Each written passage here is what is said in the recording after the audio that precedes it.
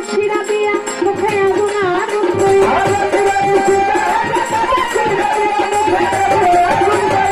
গভীর নিশীথে হোক বসিরা দিয়া মুখে আগুন আগুন কইয়া পিঠা দিয়া গায়ে ফুটিয়ে আগুন মারিয়া ঘরে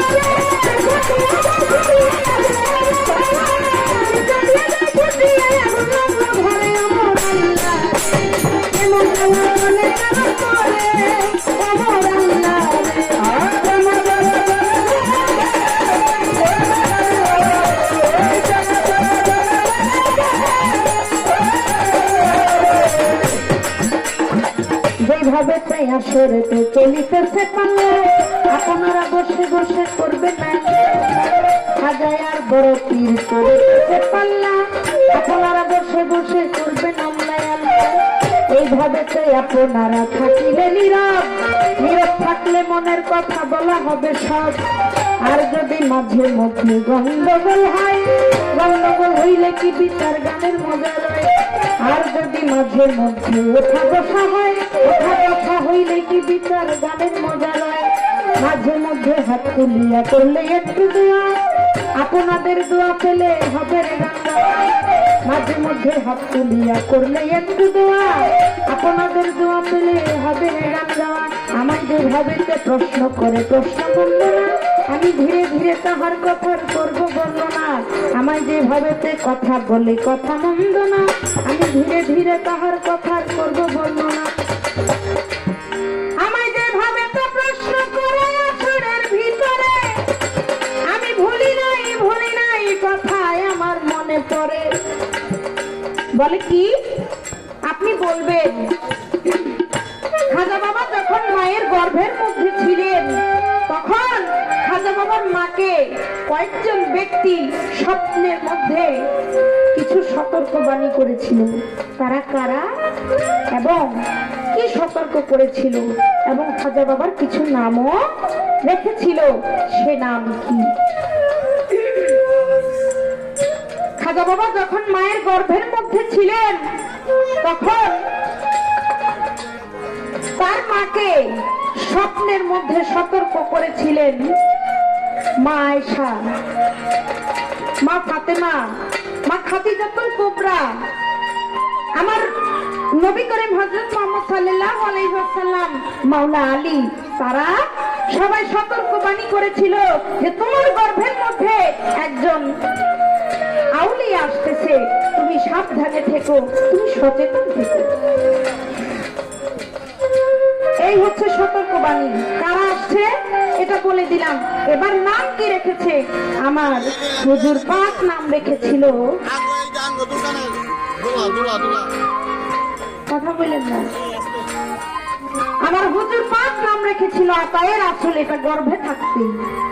এবং মঈনুদ্দিন এই নামগুলো গর্ভে থাকা অবস্থায় আমার হুজুর পাক নাম দিয়েছিল যে ও যখন পৃথিবীতে আসবে ওর নাম রেখো আতাই রাসূল মঈনুদ্দিন এই ছিল আপনার কথা ছোট্ট করে চেষ্টা করলাম জবাব দেওয়ার জন্য এবার আপনার কাছে আমার একটা প্রশ্ন আপনি বলেছেন আজকে আপনি একটি কথা বলেছেন বড় পীর সাহেব আমার হুজুর পাক যখন মেরাজে যাবে তখন আমার হুজুর পাক ঘোড়াকে উঠতে একটু কষ্ট হচ্ছিল তখন আমার বড় পীর আব্দুল কাদের জিলানী রাহমাতুল্লাহি আলাইহি তিনি একটি পাথর রূপে এসে আমার হুজুর পাককে সাহায্য করেছিল আর আমার হুজুর পাক যে কদম মোবারক রেখেছে তার জন্য আমার হুজুর পাক দোয়া করেছিল তুমি আমার পা তোমার কাঁধের উপর পড়েছে আর তোমার পা সমস্ত ওলির কাঁধের উপরে পড়বে ভাই এখানে আমার একটু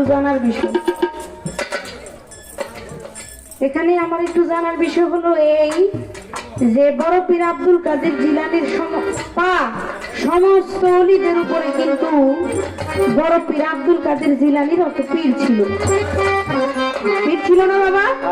আবু সাইদ মাকজুবি ছিল না তাহলে আমার প্রশ্ন গুরুর কাঁধের উপরে ভক্তের পাখি রাখা যায় কিনা কি প্রশ্ন আসে না আমার হুজুর পাক বলেছে যে আমার পা তোমার কাঁধের মধ্যে পড়ছে আর তোমার পা সমস্ত পৃথিবীতে যত অলি অলি আসবে সবার কাঁধের উপরে তোমার পা থাকবে। এখানে আমার জানার বিষয়, অলির মধ্যে তো আমার বড় পীরের পীরও পড়ে নাকি? তাহলে এটা কেমনে মিলে যাবে? এটা আমাদেরকে একটু ভেঙে দিবেন নাকি? আরেকটা আপনার কাছে প্রশ্ন, সেটা হইল, বাবা আমাদের এই দেশে টিভি আসছে কত বছর হয়? বেশি হইলে 100 বছর কি 200 বছর। এর আগে তো টিভি ছিল না। আমার বড় পীরের আমলে আমার বড় পীর তার ভক্তর একটা টিভি দিছিল। এটা কি টিভি করবেন? এটা কি রঙিন টিভি না সাদা কালো টিভি, এলইডি নাকি? এই প্রশ্ন শুনছেন আপনারা? হ্যাঁ, জবাব দিতে আপনার দায়িত্ব শুনবো। আমি প্রশ্ন করছি আপনারে, আমাদের এই দেশে টিভি আসছে বড় জোর 200 বছর। এর আগে তো না। আমার বড় পীরের আমলে তার ভক্তকে একটা টিভি দিছিল। এটা কি টিভি আর সেই ঘটনাটা ছিল কি আপনার কাছে? এই আমার জানার বিষয়।